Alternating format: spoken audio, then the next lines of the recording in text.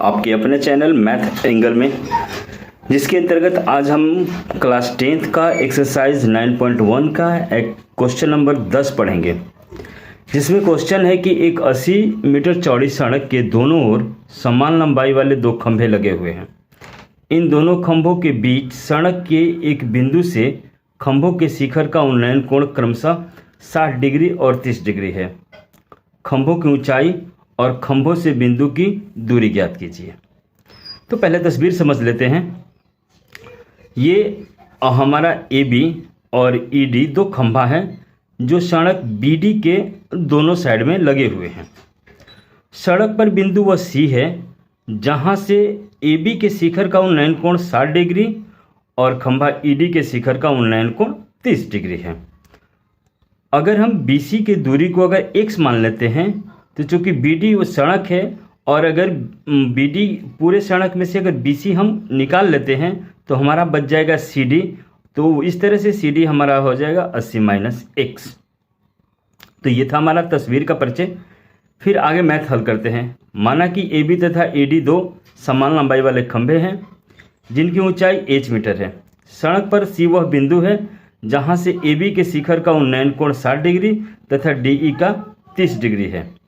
तो समकोण त्रिभुज ABC में ABC इस वाले त्रिभुज में tan C बराबर हो जाएगा AB बटा BC और tan C का वैल्यू है 60 डिग्री। तो tan 60 डिग्री बराबर हो जाएगा h बटा x, जो कि हमने AB को माना है h और BC को माना है x। इस तरह से और tan 60 का वैल्यू होता है √3 बटा 1 और h बटा x।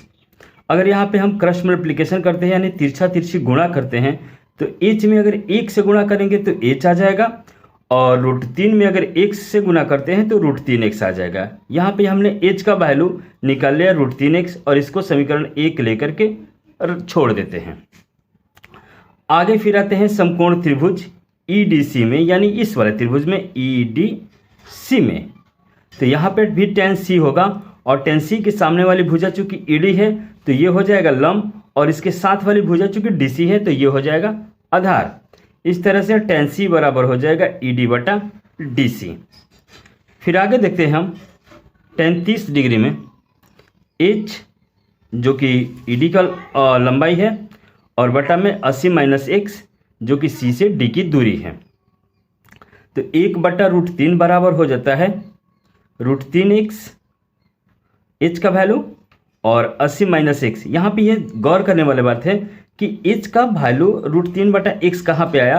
तो आप देख लो समीकरण 1 में h बराबर हमने √3x लाया है और यहाँ पे हमने इंडिकेट भी किया है कि चूंकि h बराबर √3x। इस तरह से 1 बटा √3 बराबर हो गया √3 बटा 80 माइनस x। यहाँ पर भी तिरछा तिरछी अगर गुणा करते हैं तो √3 में अगर √3x से गुणा करते हैं तो हो जाएगा 3x और 1 में अगर 80 माइनस x से गुणा करते हैं तो हो जाएगा 80 माइनस x। इसके आगे चलते हैं। यहाँ पे यही वाला अंक हमने यहाँ पे कैरी कर लिया है, यानी कि 3x बराबर 80 माइनस x।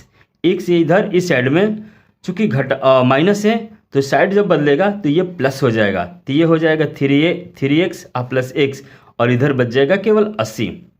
3x और x को जोड़ेंगे हम तो हो जाएगा 4x बराबर हो जाएगा 80।